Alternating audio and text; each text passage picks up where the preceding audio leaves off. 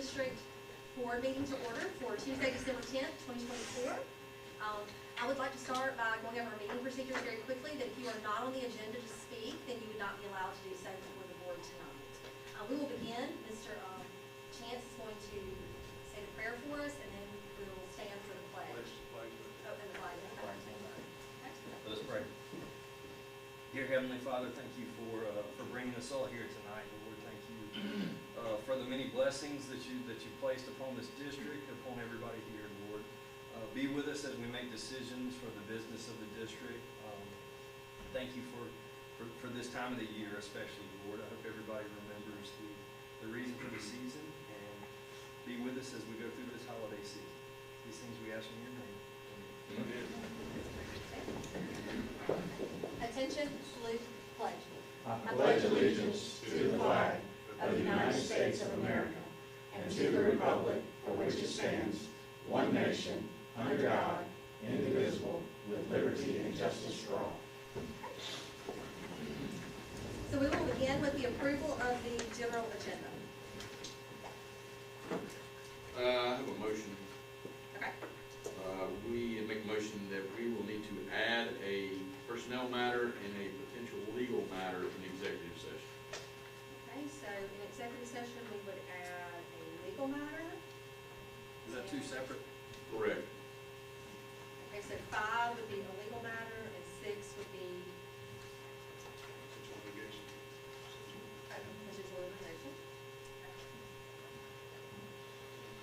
And then personnel for number 6.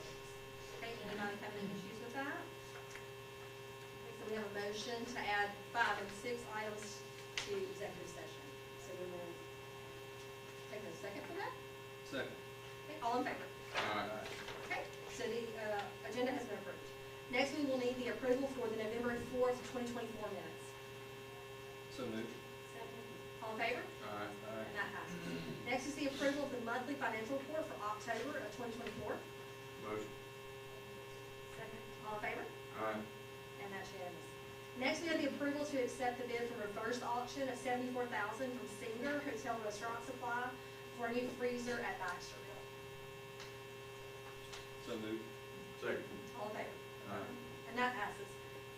Next item is the resolution of the Board of Education of Lamar County School District accepting and approving the reports from the election commissioner within and for the Lamar County School District, certifying the results of the special bond election held in Lamar County District on November 5th, 2024, concerning the issuance of general obligation bonds.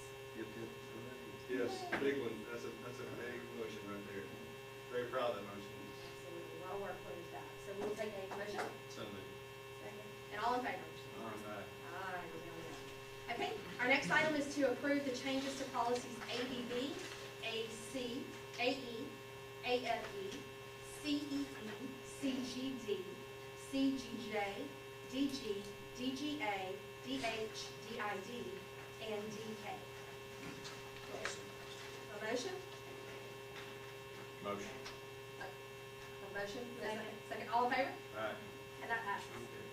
And then we have the approval of policies with no change recommended. I thought we had a motion, I missed it. GADF, GAEA, GAG, GAGD, GAHB, GAR, GB, GBB, and GBBA. So moved. We got a motion? Second. All in favor? Aye.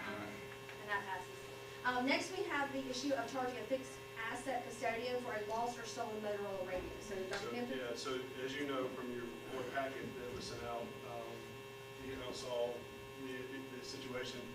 Officer Smith, one of our resource officers, he runs the red light there at, correct me if I'm wrong, Chief, Old 11 and Oak Grove Road. And what happens is we have so many buses coming through going from the middle school to the high school to the middle school that we hold the light, and he has the keys to that light switch. And so he opened to put his radio. He was in a rush to get to a activity, either in Baxterville or maybe Purvis, okay? In Purvis, as soon as he left the radio in the back of it was an old radio. I think the cost of the replacement cost is like $4. That's how old it was, $4.50. Like, but bless his heart, he's so conscientious. He searched for that thing for days and days and days. And was just trying to find it. He So, So what is your recommendation? it's $4.50, and, it wasn't stolen. It was one of those things that needed to be a old policy, but I sure hate to do it to Officer Smith because he said it to me. But, I think the district I hate to go, I don't want to go against any policy, but in light of the situation, this is He did not. his due diligence He to try to did his recover. due diligence, trying to recover. I would not have a problem if the board decided not to charge him the $4.50 cover cost. I'll make a motion, we do not charge him. So we have a motion to not charge. Any discussion? All in favor? All right. Okay, and that passes. Next, we have the motion to partner with the city of Purpose for a traffic study on Highway 11. Would you like to explain that as well? So in your board package, y'all saw the information that I provided. This is a situation with a new high school going on Highway 11. And this, the growth that we're seeing in the Purpose area and the increased traffic, the city of Purpose, and we kind of had some meetings together with our civil engineer and looking at just seeing what can be done to alleviate traffic. And so this study is one of those steps to do that. We're going to use the information not only to help us with traffic flow in the future, but also to petition the state and the City Department of Transportation for whatever means that the study might have in store for it.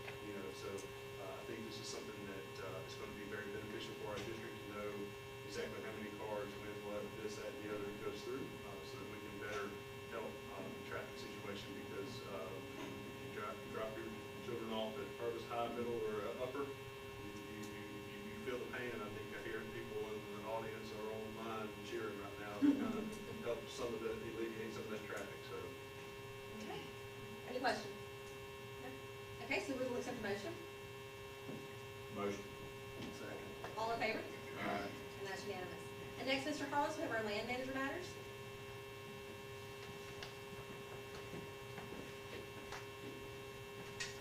First item I have is to cancel police number 939 to Brandon Lachey. We have a motion? Motion. Second. All in favor? All right. Okay. Next item is to approve a new 40-year residential lease with Kevin Friends. Okay, we'll accept the motion. Motion. Second. All in favor? All right. Next item is to approve assignment of lease number 952 from Fred Martin to Broken M LLC. Motion? Motion. Second. All in favor? All right. Get on your mind. I was just wondering what that, who that, Got the son. Fred passed away a few months ago. yeah. His son's taking Thank you. pretty Okay. So, the last item is to approve a 20-acre agricultural lease to Custom Building Solutions LLC.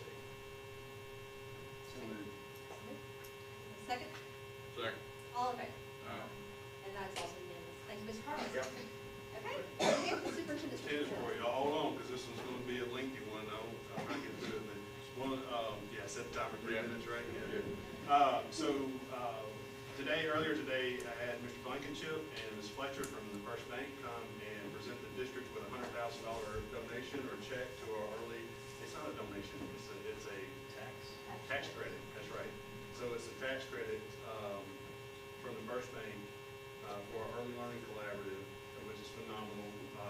And anyone out there listening in the World Wide Web or anyone online listening, from now until the end of the school year, or no, now into December when we leave, or in December, we can accept anybody, and it's dollar for dollar tax credit for our Early Learning Collaborative. We use that to fund an extra 60 students, is that right, correct, Teresa? I'm sorry. Yes, and so it funds 3 teachers, 3 teacher assistants, and furniture, and desk, and materials. We have phenomenal, from the top of this district to the bottom of this district, we have phenomenal early learning, and that truly is the long-term success of our district starts with that early learning collaborative pre-K. And I truly, truly believe that. So tax credits, so that's going to go a long way to help us continue to serve kids. Give you all a bond update. I kind of want to start doing that in every one of our superintendent's report. We've been working, and Jennifer and I can tell you that we feel like we're almost holding our architects back because they're on it. They're getting after civil engineers looking at wetlands mitigation, especially at the Oak Grove Middle School site.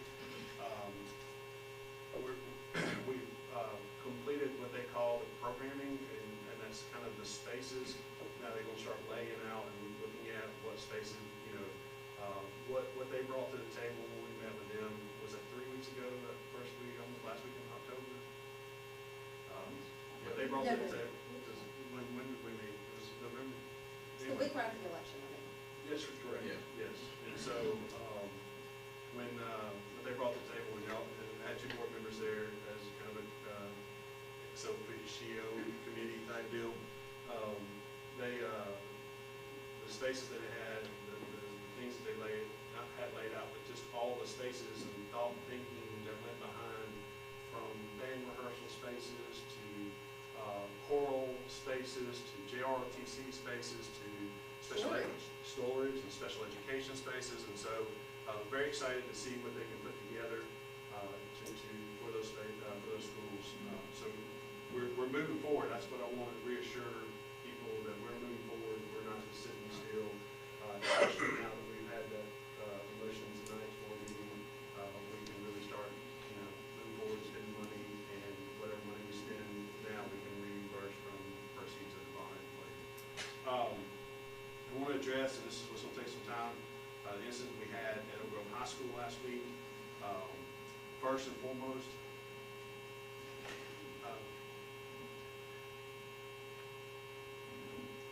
I want to thank the administration, the faculty and staff at Oak Grove High School. They responded incredibly. They were phenomenal in the situation that occurred. It was amazing, as we have been doing an investigation and watching film, how the safeguards that we have in place, how they went into action. When you got a school of 1,750 kids and the halls are cleared in less than a minute, it's phenomenal. It's phenomenal. I would like to clear up some of the false rumors that have been put out there, and I need people to understand, and for the public to understand, is that we're dealing with an ongoing investigation, and we're dealing with minors, and so there's things that we cannot put out there for sake of confidentiality, for sake of investigative stance. But this was an isolated event. We stayed in lockdown to ensure and make sure that this was an isolated event. And this is an active investigation with minors, and so we just can't get on the news and start spewing and telling spilling tea, is what the kids say, right? We have requested that Mississippi Bureau of Investigation help with the investigation. Our police force, our school police force, along with the sheriff's office. But our police force is doing a phenomenal job to make sure that we find all parties involved. We included the Mississippi Bureau of Investigation. I want to thank Mr. Norton. He's helped get some contacts there. But we're going to search phone records, social media records, and we're going to find who all had prior information, who had prior knowledge, and we're going to pursue both from, so you got 2 sides to this. You've got a standpoint from the school and our policies. We're going to follow our handbook and our policies from the school, but we're going to press charges. We're going to do the extent that the law will allow. And anyone who had knowledge, who anyone was culpable and not, because the thing that I guess you could say that aggravated me the most, and I'll just go ahead and say it that way, was we had students who knew about this, who filmed this and had I don't know if they knew to the extent, but they knew that this was brewing and this had been going back and forth social media, and were instigating this, that could have stepped in and through, every kid has a device, every kid has a Chromebook. They could have emailed an administrator. We have an anonymous tip text line that they could have tip text and let us know at any point so that we could have intervened and kept this from happening. And so we're going to go after and make sure that we handle that from a legal standpoint. There are certain things that we are at the mercy of youth court and the district attorneys when it comes to legal pressing forward, and we're gonna do everything, and these things take time. We have to make sure that we get this right, and the investigation is complete, and it is done adequately and fairly, and it's done completely so that we can make sure that we have everyone involved, so that we do not make a misstep. One misstep in the investigation can have the whole thing thrown out. So that just takes time. Again, I'd like to say, disappointed in some of our students and their knowledge. There's also some concerns that have heard from parents about mental health. We have 31 guidance counselors in this district. We have a number of behavior specialists. So let's talk about Oak Grove High School. We have 5 guidance counselors. We have 2 behavior specialists.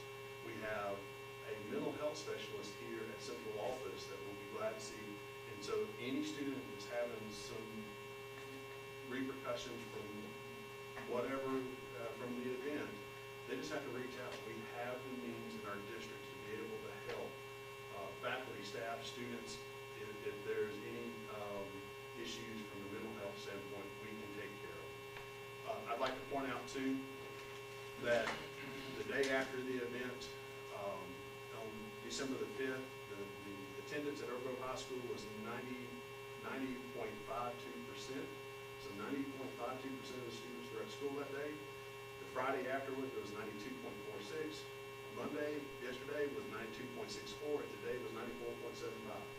And so I just, to point out that this was an isolated event. We have put measures and will continue to take measures that are not even seen and people don't even know about, to make sure that our staff and our students are safe. So, any questions about that? I'm sorry, I kind of went around the whole world, but I wanted to say that publicly. I think it was important to address it, so Yes. thank you for doing that. Okay, thank you so much. Okay, so next we're gonna look at setting our next regular meeting for Monday, January 13th, 2024, at the district boardroom, beginning at 6 p.m.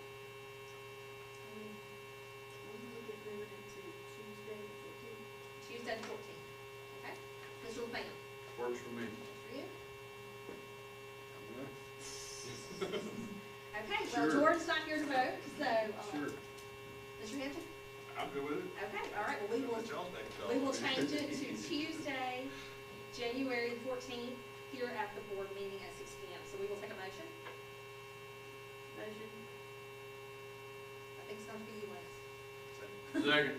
All in favor? Okay, and that passes. Okay, next we have our consent agenda. Any questions? No question. No questions, okay. And you approve of all? Yes. Okay, so we will take a motion. Make a motion that we accept the consent agenda as presented. Second. All in favor? Aye. Aye. And that is unanimous.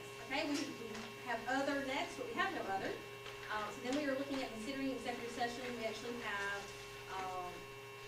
2 student matters and 6 other matters that we would consider for executive session. So do we have a motion that we should consider executive session? Make a motion to consider executive session. Second. All in favor? Aye.